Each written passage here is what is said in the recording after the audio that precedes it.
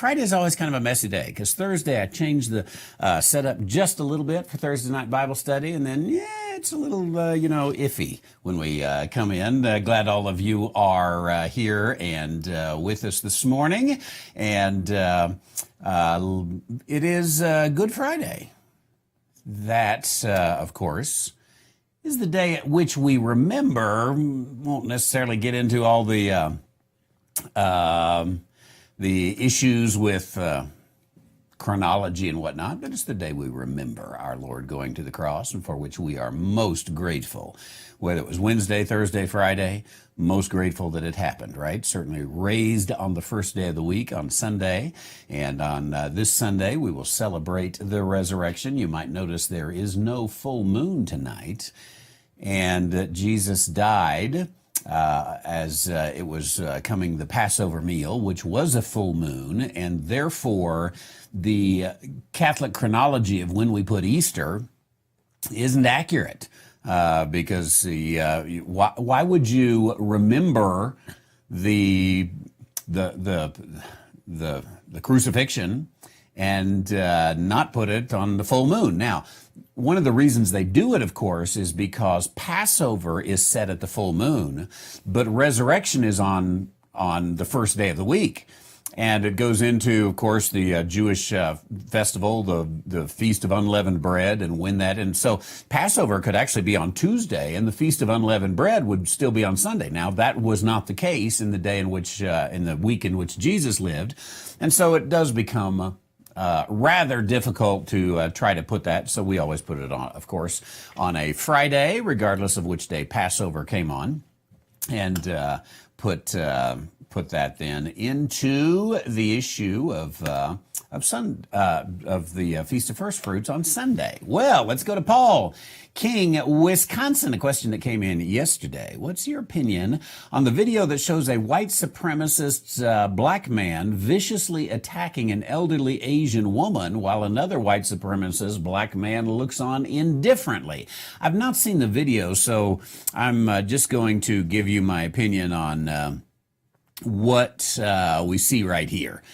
What Paul has explained to me right here. A white supremacist black man, that it's almost an oxymoron, isn't it? Black man who's a white supremacist. So that says that what he really is, let's say, a Nazi, a black Nazi, who is viciously attacking an elderly Asian woman while another white supremacist black man looks on indifferently. This has maybe almost nothing to do with the white supremacy.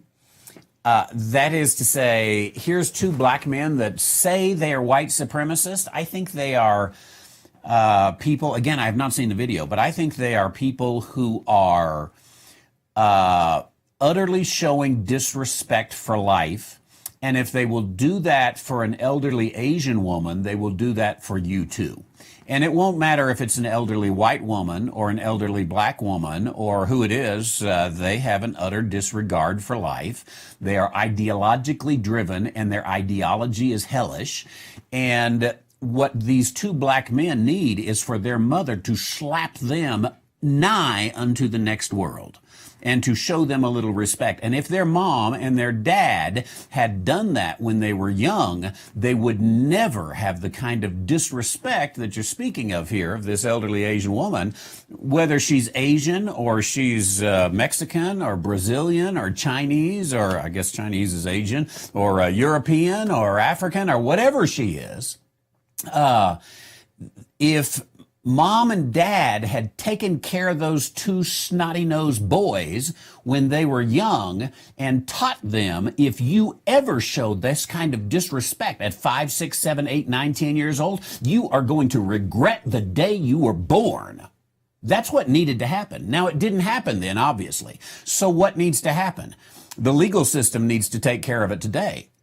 And I don't mind saying, put them in a prison and throw away the key. You cannot have this kind of disrespect for people And you can't have it ideologically driven. You say, well, yeah, it's okay because they're white supremacists, or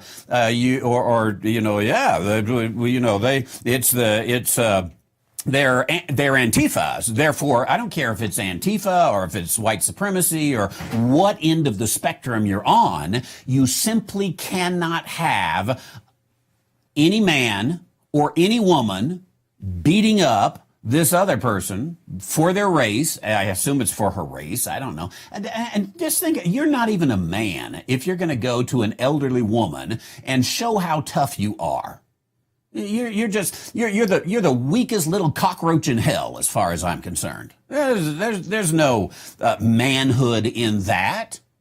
You should be ashamed, embarrassed, in jail, alone. That's my opinion on it.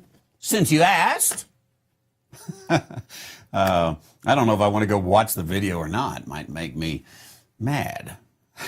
Who knows? We shall see.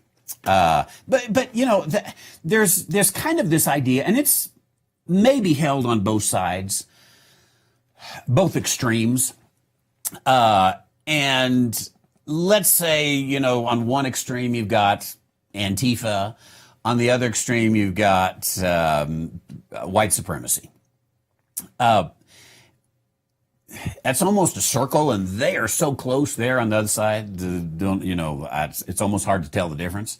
That's why it's hard to tell the difference between, say, Mussolini and Hitler.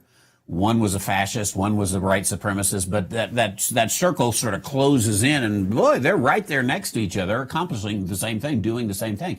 Now, so on either end, obviously, I think those in the middle, right of center, even left of center, they will look at this thing and say violence is violence regardless of what fuels it. And violence against an elderly Asian woman is unacceptable under any terms. But Antifa will accept violence. We've got the book. I don't know if I've got it right here. Understanding Antifa. What's the name of it? Andy No, who wrote it. You know, he was beat up by Antifa, Asian man, obviously. And Antifa's got, you know, more violence than you can shake a stick at. And yet many over on the left, again, yeah, it's excusable, though. It's excusable because they are ideologically driven. You get it over on the other side, and of course this group's, oh no, never acceptable.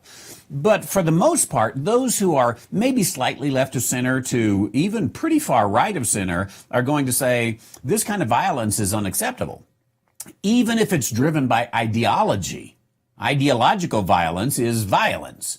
And this is one of the things I don't like about hate crime legislation, is that hate crime legislation is inherently racist.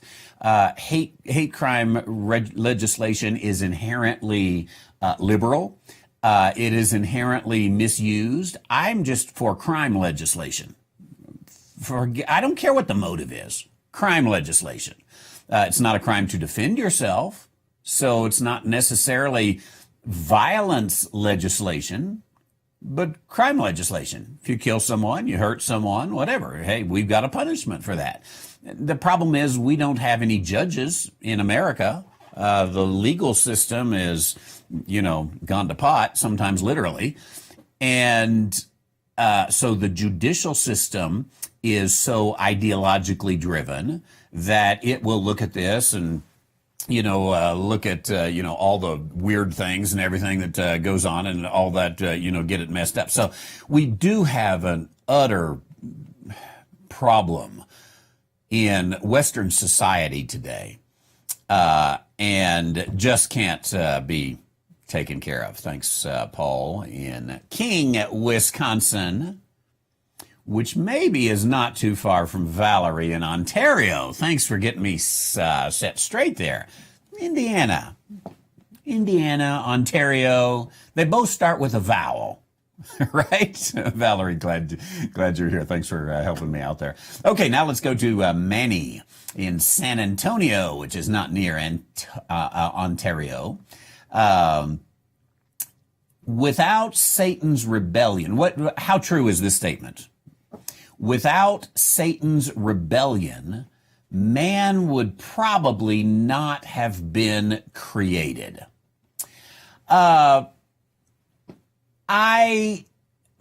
is it's a hypothetical, and the hypothetical, I think we need to question the assumption even on the hypothetical. But let me go back and say, if you, the old saying, if you ask a hypothetical question, you're going to get a hypothetical answer. And therefore, hypotheticals are interesting to discuss, sit around with a root beer and have some philosophical discussion out on the patio some night in San Antonio. But the truth is, we do have Satan's rebellion. Now, here's the reason, here's the reason. I was trying to get that button. There we go. On this particular statement here, here's the reason why I would question it to begin with. Without Satan's rebellion, mankind would have not been created. Now, there is the one theological view typically held among pretty far-right dispensationalists, conservative dispensationalists, that Satan's rebellion was prior to the creation of man. That's where I question it. I think you've got man already created before Satan's rebellion. Now, there's some decent arguments against that. We talked not too long ago, remember, about the gap theory, and we looked at some Clarence Larkin charts, and I can probably pull one up here fairly quickly. Yeah, here we go. See if I can get that up in a size that you are able to see it. Yeah. So that's not the one I wanted. That's the book of Revelation. Let me back up and get the one that has creation in it. And here we go. He's got, go to this part right here, the creative week, which is Genesis chapter 1, he's got Satan, Lucifer, Satan's rebellion taking place prior to, the chaos that comes. In fact, his rebellion results in the chaos, which results in the present earth. Now, if you do take that perspective, then, of course, the statement has more validity. That is, without Satan's rebellion right here in the original earth, would the creative week have ever taken place? I don't buy the premise that Larkin was right here. I think when you get to day 6 and the Lord says everything is very good, it's hard for me to imagine, the little serpent squirreling through the earth right here. And everything being very good. That's the one thing I can't get over to accept or entertain the gap theory. The rest of it, I think they've got a pretty logical textual case, but you don't have to read the text that way. And you can read the text that Satan's fall is described to us, but the timing of us is not given. And so I'm going to put the fall of Satan to be after the creation of man, or the rebellion of Satan would be a better term to put that, would be after the rebellion of man. And therefore, man was already created. So how true is the statement? I think that you would have to basically, recreate the whole scenario. Now, if you take the scenario that Larkin has, and you say, okay, if we didn't have this, would we have this? Under Larkin's scenario, And this scenario was held by Schofield and a lot of other, and still is today, held by some very good dispensationalists. Someone who holds this theory, I wouldn't put them aside as a kook. I wouldn't say, they're absolutely wrong. I would say, hey, let's have some discussion. See if you can convince me on it even. I would respect their opinion and want to know a little more how they get there, want to know how they deal with the snake in the garden, the serpent in the garden. The nefesh in the garden, and yet God calling it very good. Several things I'd want to know about. But nonetheless, in Larkin's drawing here, if this hadn't happened, that is, the rebellion of Satan hadn't happened, then this would not have happened. That is, the chaotic earth, formless and void, would not have happened. And if the formless and void had not happened, then the creative week would not have happened. So under that scenario, let me put that back up on the screen here. Under that scenario, without Satan's rebellion, man probably would not have been created. Absolutely true. Because the created order as we know it under the 6 days of creation, under that scenario, comes as a result of the chaos that came as a result of Satan's rebellion. Therefore, you would have had whatever to go back to the drawing here, whatever the original earth was, that would have continued under that scenario. So again, if you adopt the scenario, absolutely, man would not have been created. If you don't adopt the scenario, then I think the whole thing begins to fall apart. Good thing to chew on there. I appreciate that. Very good. Let's go to Scott down in the hill country of Texas. It's like a whole other country. Stars at night are big and bright. What about the high Sabbath theory, having Christ crucified on Wednesday, or do I have that wrong? You probably don't have it wrong in the sense that that's out there in a number of different ways. The high Sabbath theory is developed, I suppose, out of the Gospel of John. And in the Gospel of John, it says, let's see here. I'll get there soon. John chapter, is it 19? There we go. Let me back up. John chapter 19, verse 31. And in that particular passage, it says, the Jews, therefore, because it was the preparation that the body should not remain upon the cross on the Sabbath day, for that Sabbath day was an high day, besought Pilate that their legs might be broken and that they might be taken away. Now, the reason this comes into play, they're taking Jesus off of the cross. We know that Jesus was taken off of the cross the same time, the same day in which he was crucified. So trying to put some chronology here, if he was taken off of the cross, that he should not remain on the cross on the Sabbath, that right there that I've highlighted, that the body should not remain on the cross on the Sabbath, that in and of itself says this is Friday. And they took him off of the cross so that when sun comes down and the Sabbath begins, that he should not remain upon the cross on the Sabbath. The Sabbath is the seventh day of the week. Then that is when you got to put the death on Friday. Now, what's this second statement mean? This parenthetical statement, for that Sabbath was an high day. Now, there are two interpretations on this. And on one of these interpretations, then there is the possibility that Christ died on Wednesday or on Thursday.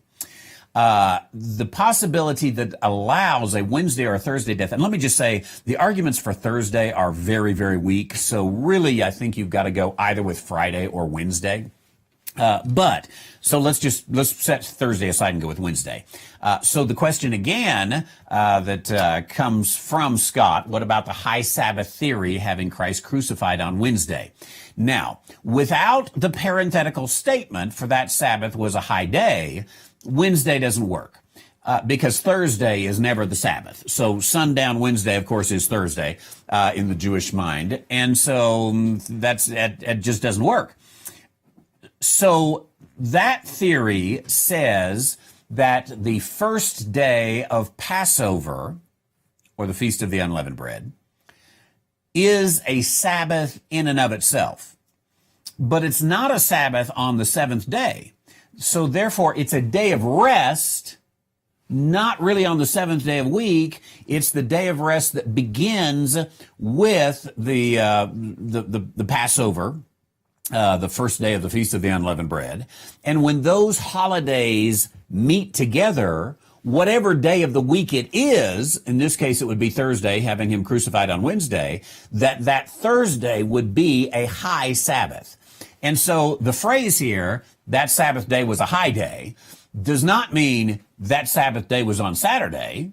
All of them are, but it means that's the rest day of the first day of the work. Now, that the first day of the Passover, the feast. There is a viable interpretation of that. You can go back into the Old Testament scriptures and you can see that indeed the first day of the Feast of the Unleavened Bread was a high day or a holy day. You were not supposed to do any work on that day. And so during several times of the year, when you had these rest days that were not on the Sabbath, could you argue that they're called a high day? You can. And the scripture doesn't use that terminology, so you can't just say, there it says the first day of the Feast of the Unleavened Bread is a high day. If it did, again, the question would be gone. It would be undone. So since you can't, you have to argue that high day means the first day. The problem is there is another theory also. And the other theory is that the Sabbath that falls within a holiday, the Sabbath always being the seventh, and there's some argument here because Shabbat does mean seventh. So that seventh day was a high day. Again, if you are taking the etymology of the word, Shabbat doesn't mean rest day or worship day. It means seventh day. So probably even a stronger textual argument is that seventh day was a high day. That is to say, that seventh day was also within or even on the first day of the Feast of the Unleavened Bread. And that it just so happened, and this wouldn't happen very often, it would be like, shall I say, when Christmas comes on a Sunday. And so, that happens once every 10 years, maybe, sometimes longer than that, probably, sometimes shorter than that, but it has to, the leap year sort of messes all that up. And so Christmas on a Sunday is kind of a rare thing. And so Sabbath on the first day of the unleavened bread would also be kind of a rare thing. It's a high day. So the problem is that, again, both of these don't answer the question. Then I notice a question here that comes from, let's see, a couple of questions here that related from Charles up in Tulsa. How do we get 3 days and 3 nights in the grave if Christ died on Friday and rose on Sunday? I've got to find a little booklet. I don't even remember. He was an old-time evangelist, a Baptist fundamentalist evangelist, not real well known. Wrote a bunch of little booklets.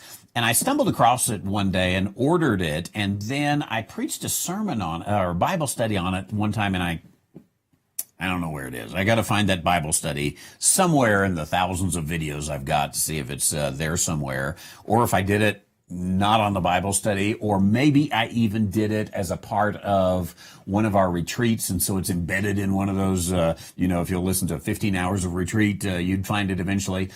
And I kind of took that, it was probably, I think, the more I think about it, I think that it was in the Jesus Graphically Presented Retreat.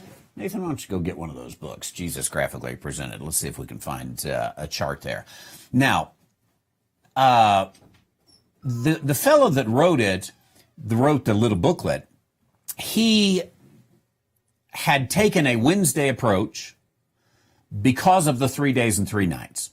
But then he went and did a study and of the actual languages, and he actually went back to a Friday based upon studying 3 days and 3 nights, interestingly enough. My problem is that's been too many years and I don't recall all of the details and how all of that works, but I'm going to see if I've got a chart here in the Ministry of Jesus, graphically presented. And let me just thumb through the table of contents here and see the chronology of the last days. Let's try that one. That may just be the last week of the Bible. Excuse me just a moment. You can get these for $2 and always have some available. No, that is actually the literally the last days, eschatology. And so I am not seeing that. Okay, I'm gonna have to dig for it. I should every Easter resurrection. I get the question. So let me just leave it at, on that 3-day thing, there is a pretty legitimate way of taking, I've still got the booklet around too somewhere. I just need to find that and carry that out through it. But let me also I'm trying to pick up some of the comments that go on here from Scott. Can it not, just as soon as I had it, we had an earthquake on the screen. Can it be reverse calculated as to if there was a high Sabbath on that Wednesday? It actually, using the moon, fortunately, because the moon is so precise, we can go back and find what day the full moon was on. So actually, if you have a Wednesday, you actually have to go to a different year of the crucifixion than when you've got a Friday. Now, the problem is, it would be so helpful if we could look in that time period, let's say from 29 to 34, if you could look in that time period and say, there was never a Wednesday full moon, then that would answer it. It wasn't Wednesday. That's the wrong calculation. And then you would look at the other days, and there's really, you'd almost be forced to Friday. Now, the big conundrum would be, what if there's no Wednesday and what if there's no Friday during all that time? What if it's Sunday, Monday, Tuesday, Saturday, Sunday, Monday, Tuesday? Then you'd have a difficulty. The problem is you've got both of them within the right time period. I want to say one of them's 32 AD and one of them's 33 AD. Again, I might be off on that and going by vague memory here. I feel kind of like Hillary Clinton. I do not recall. But you've got both. Now, the one thing, and this would be helpful, and somebody could spend, and some people have, but you could spend 3, 4, 5, 6 months doing a really good study of taking the options of saying, we've got this full moon on Wednesday, which is, I'm gonna guess this a little bit, so these are theoretical. We've got this full moon on Wednesday, and it's on 32 AD. Can we backtrack, reverse calculation, and go, let's say, to a couple of the pegs we've got. We know that Jesus was baptized in the 15th year of Tiberius. John the Baptist baptizing Jesus, 15th year of Tiberius. Luke tells us that. So can we put that and make it all work by 32 AD? Or do we run into some problems there? So there's some work that could be done, and there's lots of works that have been done out there. Here's my challenge with all of them as I've read them. This is why I have, at this point in my life, and I may very well change my mind someday, but at this point in my life, I have come to the conclusion that I don't know exactly which day, and I'm comfortable with that for now. And so it's sometimes easier to just argue, let's just stick with the traditional chronology. And the reason that in all the studies I've read, I have always said, you left out that part, and this guy left out this part, and I tend to do it too. It's a natural thing. We argue to prove our point, and we leave out the information that doesn't. I don't know that a journalist, that's what we need as a journalist. Do any of them exist anymore? I'm not sure. If there was a real journalist or engineer or scientist that would go and really put all the issues and criticize both ways and lay it all out, that would be valuable. I'd take it. And almost it would need to be, shall we say, peer reviewed. Let's take it to the guys who hold to Wednesday and Wednesday crucifixion. Let's take it to the guys who hold a Friday crucifixion. Let's let them chew it, tear it apart. Let's come up with something. I think that would be valuable. It would be fun. I'd like to be not necessarily the guy doing the research, though I love doing research, but I'd like to be the guy that criticizes when it comes. I want to say, you forgot that. Well, what about this? Well, it could be a fun kind of thing. So I think in the end, as far as I'm concerned, we don't actually know that last day's chronology. Bullinger's got some good stuff on it. He takes a Wednesday approach, if I'm not mistaken. Bullinger, if we looked to verse 31. Bullinger's comment on verse 31, I've pulled it on the left side of your screen here and right here.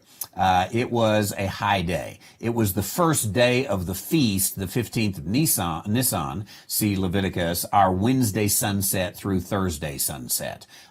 So crucified on Wednesday, and that high day that they wanted to get him off before then started on Wednesday night to Thursday night. So basically our Thursday, would have been the high day. Now, again, he takes the same approach that Scott mentions in his question. What about the high Sabbath theory? This would be the high Sabbath theory, that the high Sabbath theory was the first day of the feast. Now, the thing I would want to say to Bullinger is, come across the page here.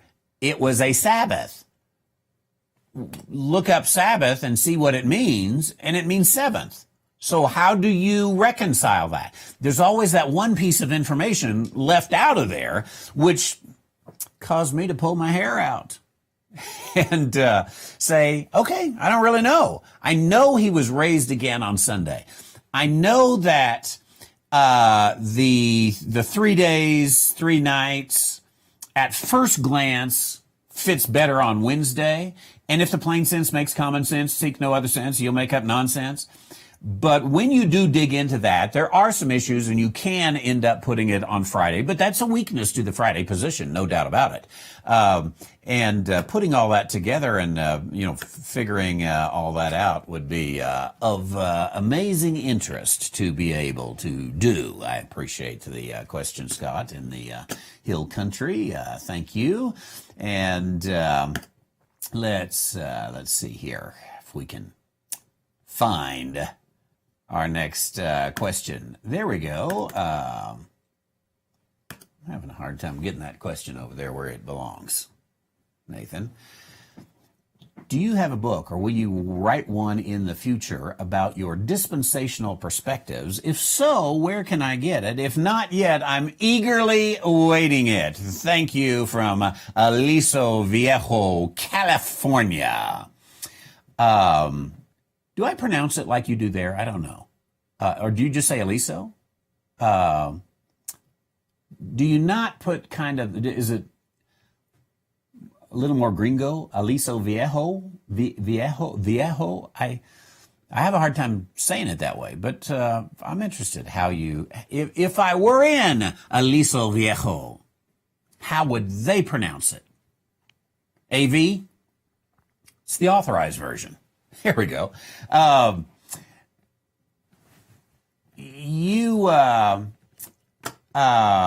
It's another nice question. That's not the one I was on, but it is another nice question. I'll get back. He's got two questions. Let's see. Let me go to this one first. So, since I was already on it. Okay. Do I have a book? Let me pull up, see if I can get this here. Book manuscripts. Where's Randy White? That's me. There we go. Understanding Dispensations.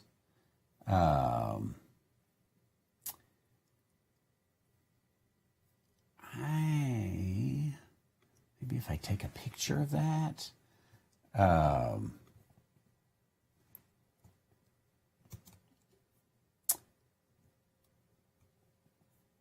Well, I was going to show you the book. Yeah, I'll just bring up chapter 1. There we go. I do have a book. There's the format of it. This is chapter 1, interpreting the words. It's a little bit of, how we come to dispensationalism. That's interesting. In his commentary on the passage, Presbyterian J.M. Boyce wrote, "People like this, the meek, are genuinely blessed by God. They also possess the earth because they take what God spreads before them and enjoy it, while others fight for more or fail to even enjoy what they have." I'm talking about some of the problems in Presbyterian Calvinism, covenantal view of understanding the word, is that if it says the meek shall inherit the earth, what does that mean? Well, J.M. Boyce says if you're meek, you possess the earth because you take what God spreads before you and you enjoy it, while others fight for more and fail to even enjoy what they have. Need like some kumbaya music going on there. He would have understood that if he'd have just taken it literally. So I talk about the need to take that, I wrote it right there. Well, that sounds nice, but he reinterpreted what it means to inherit the earth. And said, if I told you that a rich uncle of mine had recently passed away and I inherited all that he had, you would assume that I took what God spread before me and I enjoyed it. Would you assume? No, you wouldn't assume that. What would you assume? You would assume that right there. I simply and literally received all that my uncle had. Inherited. I inherited my uncle's estate. That means I really enjoyed all of the essence of his life. Yeah, right.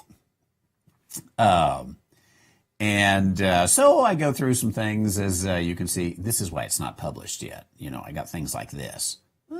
Need a reference? Something right there.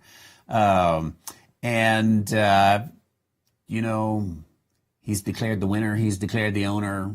Few little things that are still in there, waiting, seeming contradictions that I tell you, hey, they're actually contradictions.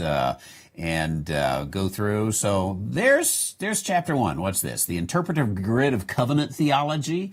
And so I speak about that particular interpretive grid. And then I get down here to the interpretive grid of dispensationalism. I show what dispensationalism is, that interpretive grid, and then what is dispensational theology, and carry all of this all through here. So there's chapter 1 of the book. That's 16 pages of Word document for chapter 1. Now, I've got I don't know, 10 chapters on understanding dispensations, 10 chapters, plus looks like a little introduction as well here. My problem is I've done 90% of the work, and the last 10% is the hardest part, and it's been sitting there, and I haven't gotten back to it, and I need to get back to it. It would be a full book, obviously, not like the little Antichrist booklet that I wrote and some of the other booklets I wrote. Those are easy and quick. I just got to get to it. So thanks for eagerly awaiting it. Just keep me on my toes. One of these days, it'll come out. It's going to be called Understanding Dispensations, I believe. And then another nice question that comes from William in, see if you tell me how to pronounce it, Aliso Viejo.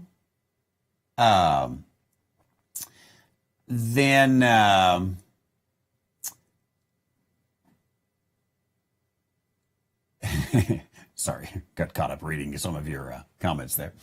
Can you tell us more about your wonderful staff members who help you to come on live on YouTube in your ministry? Many blessings to you and your staff. Why, thank you. There's me. There's Nathan over here. He does all the technical work, making it all happen, and creating our soon-to-come streaming system so that when we get kicked off of all the leftist program platforms, you'll still be able to find us. Then we have part-time Brenda. Brenda answers the phone. Did you know we have a new phone number? I don't remember what it is. I used to have a thing right there, and it fell down with my phone number on it. Anyway, she answers the phone. She's doing the bookkeeping, those kind of things. She packages the things that all the things that go out, and that's it. Except for since January, we've had a temporary John. John Rutledge has come to us from Kentucky, and he's kind of doing a little internship here, I guess you'd say, and he'll be here with us another several weeks, and then he's going back, and I believe his plan is to join the Army, and he's been helping us out doing a lot of grunt work, and we appreciate it. Grunt work includes binding the books when they come out. If he's not here, then Brenda and I do it, and if it gets really bad, we'll call Nathan in to say, help, help.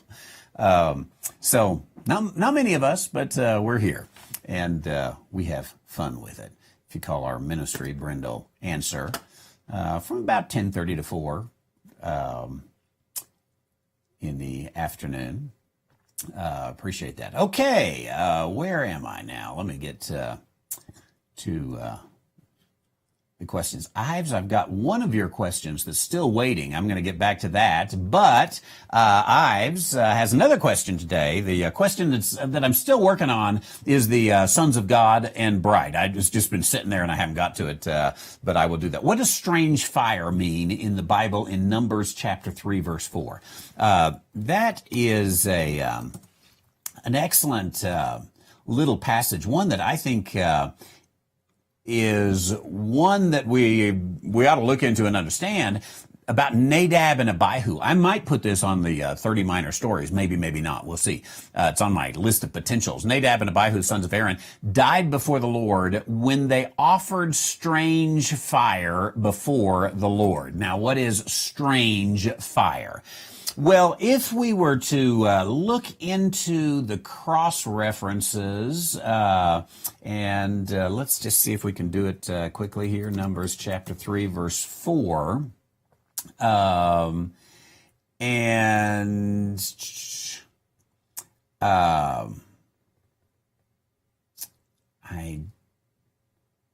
don't have the reference there.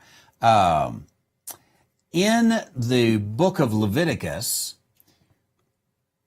we are told that God himself lights the fire of the altar. And then they were to take the fire that God lit and they were to keep it going, basically. And if they were to go separately and light their own fire, then that is not a fire that you can put the sacrifice on. And so when Nadab and Abihu died before the Lord, they did it offering strange fire. So it's not that there was something wrong with the sacrifice. There was something wrong with the fire upon which they put it. It was, I suppose, an idea, or to communicate the idea that without, shall we say, grace, without the grace of God, you cannot even bring a sacrifice. God is the one who provides the fire. And you've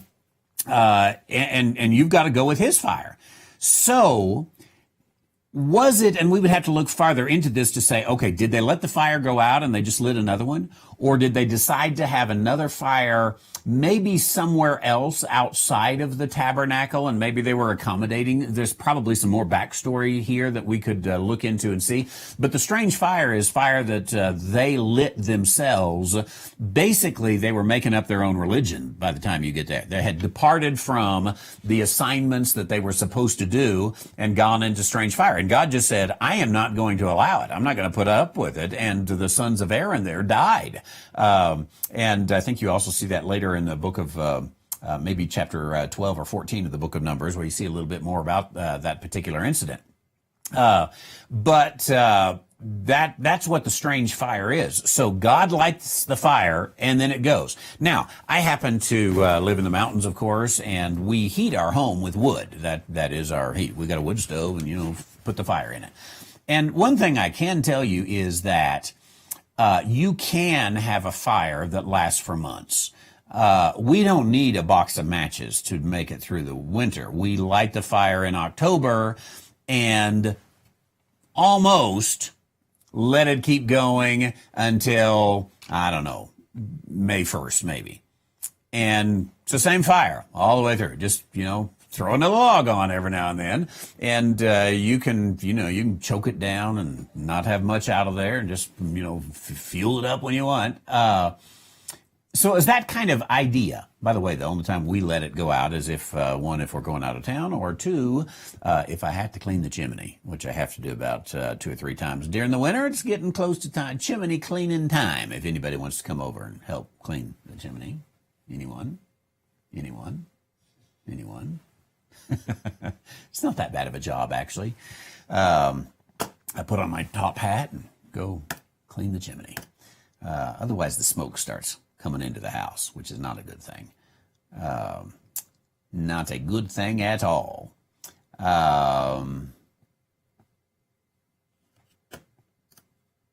Did I mention, by the way, as I look to the next question, got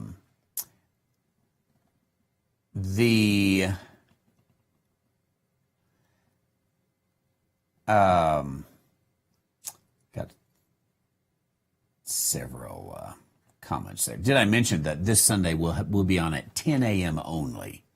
10 a.m. only. Peter Positive, Ash's dad. Glad you're here, along with Terry. From 250 miles north of Kent. Glad you're there. I've enjoyed, Russell sent me a little testimony, and he told me how he met all of you guys, or hasn't met all of you guys. And it's been a blessing getting to know that a little bit. Speaking of Russell, here he is. Can you please explain your background?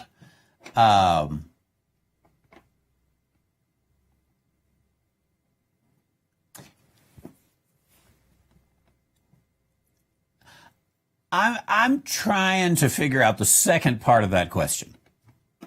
Has a sort of Indian tribal vibe going. Oh, maybe it's this right here. That's the Indian tribal vibe, right? Well, but I was thinking you're thinking about, my accent, that I Sounded a little bit like I had an Indian tribal vibe.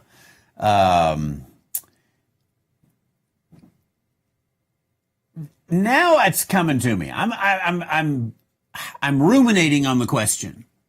And I don't think you're talking about my background. I think you're talking about that background. It's amazing how you can misinterpret a question. The background, right there. It does have sort of an Indian tribal vibe going on, doesn't it? And it's because of where I live in Taos, New Mexico here. It's very local. I live just a few miles from, let's see, let me pull up a picture here. There we go. Oops. Well, yeah, that'll work. Here's this website. It's on the 7 lesser-known UNESCO sites in the U.S. you can visit for World Heritage Day. I'm not a fan of UNESCO or World Heritage Day or any of that kind of stuff. But one of these 7 lesser-known UNESCO sites that you can visit, let's go, no thanks, is right there. Number 1, Taos Pueblo, New Mexico. Just a mile north of Taos, New Mexico. I suppose it's a mile and a half from where I am. You can visit the ancient Taos Pueblo. Between 1000 and 1450 A.D., the Taos Indians built homes using reddish-brown adobe. It was reddish-brown because our dirt is reddish-brown. Excuse me. And despite the whipping winds of the Southwest, might I say, whoever did that didn't live here. They situated the Pueblo in this amazing little, what do you call it, microclimate? The winds don't whip through there. Now, you go out a few miles west and there's whipping winds. This is like this place where it gets just the right amount of rain, just the right amount of snow, not too much rain, not too much snow, doesn't get a lot of wind. They studied real estate there, getting that. It's got this nice little river going through it, the Taos Pueblo River. So let's see. Whipping winds in the Southwest. Many of the multi-storied residential complexes still stand today. In fact, some Puebloans still live in the historic complex full-time, which adds to Taos Pueblo's status as one of the oldest continuously inhabited communities in the United States. The Native American tribe inhabiting the area is known for being one of the most secretive communities in the religion. Entirely oral language goes on through there. There's Manny in San Antonio. Got those missions there, number 2. But anyway, the Taos Pueblo right there. It is... Make it where you can see it. There you go. 5 stories tall, arguably 1,000 years old. And most of the buildings in Taos actually look like that too. It's all built. This is called Pueblo architecture right here. And if we were to show you the Taos First Baptist Church, see if I can find a picture online here. Then there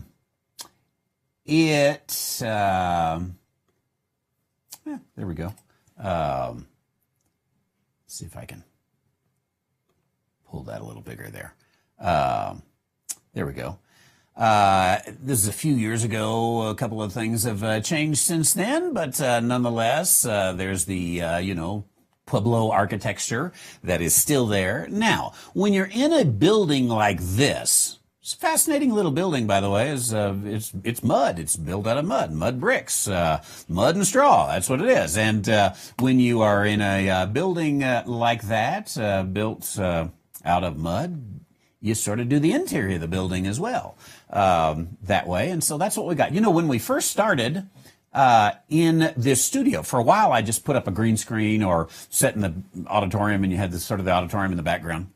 If you go to some of the real old Ask the Theologians, well, then we put up this studio. And that was a lifesaver. I couldn't do the daily program without it because we had to set up, we had to put lights, we had to do all this kind of stuff. And it just took as long to set up and take down as it did to have the program.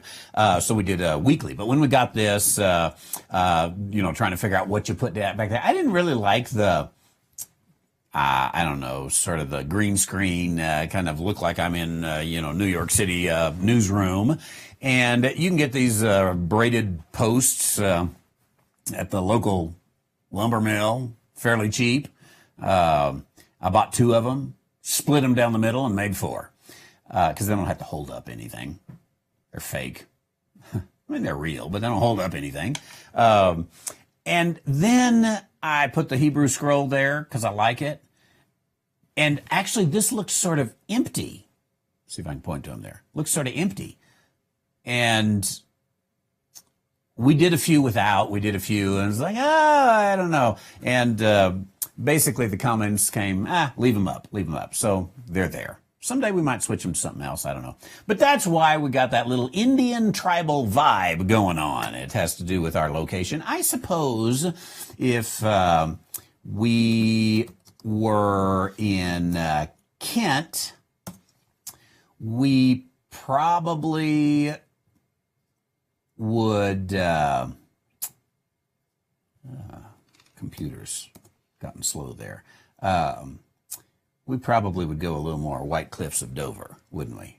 This wouldn't work. Indian tribal vibe going on in Kent or Buckinghamshire or 250 miles north where Peter Postov lives. So I don't think that would work. Thanks. Good question. We should ask that it's Friday. We can talk things like that.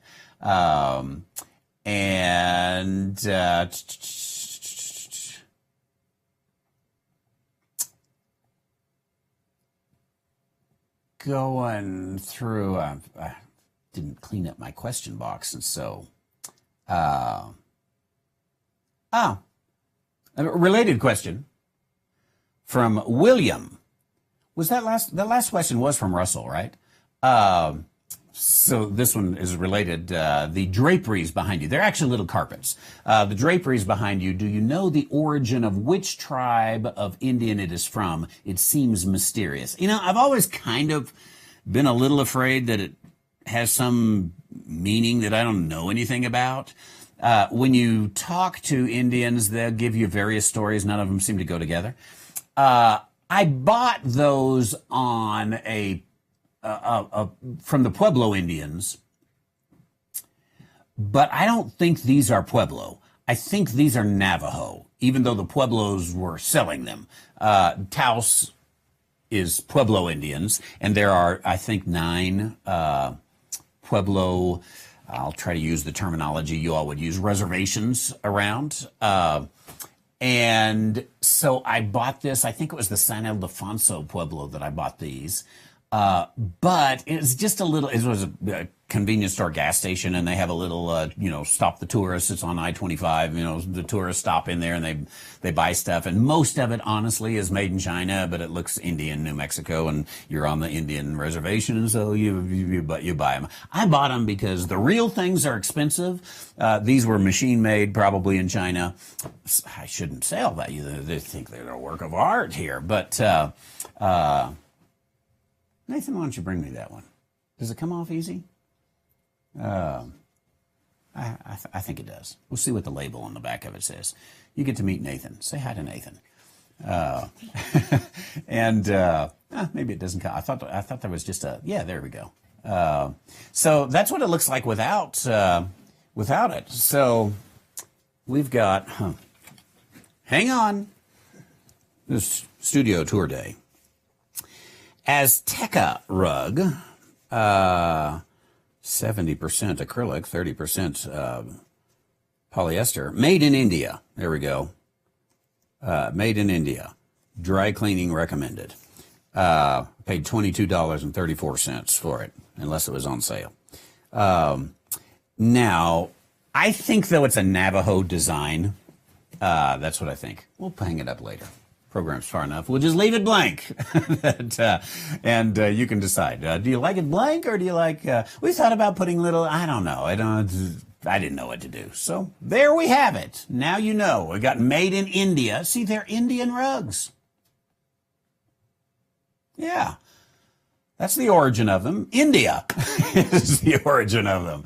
But I'm pretty sure it's a Navajo design.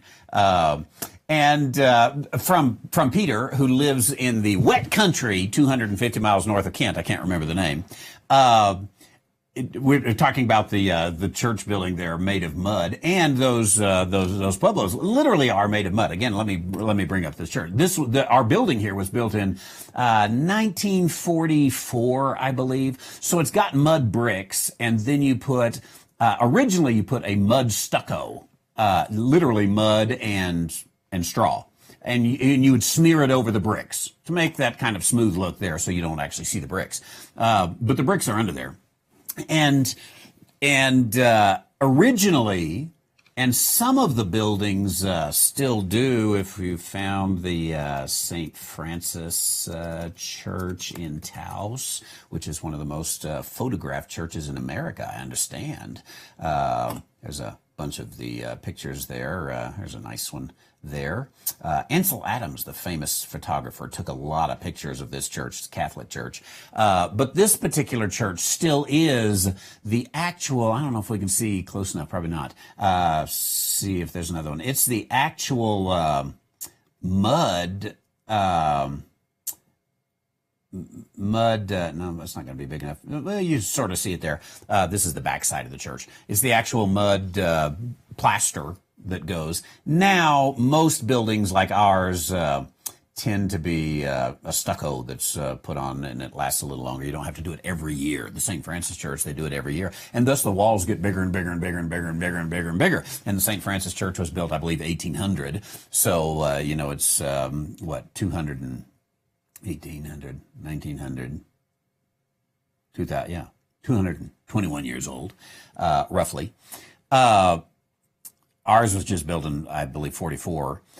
But we live in the desert. I think we get 10 inches a year, 12 inches a year of rain, maybe. So probably wouldn't work where you live. I don't necessarily recommend it. You'd probably lose your house pretty quick. But when you live in the desert, it goes a long time. You can get some water damage, and we're dealing with a little bit of that right now. But the Taos Pueblo, of course, they don't use stucco on theirs. They don't even have electricity in those buildings. Those people who are living there are living with no electricity, and they have kerosene lamps and those kind of things. All got to go. And it is amazing history. Come out sometime, and I'll take you out, and we'll have a tour of the Taos Pueblo, and I'll show you our little church and all that kind of stuff. But they're closed for COVID, so don't come right now if you want to tour the Pueblo.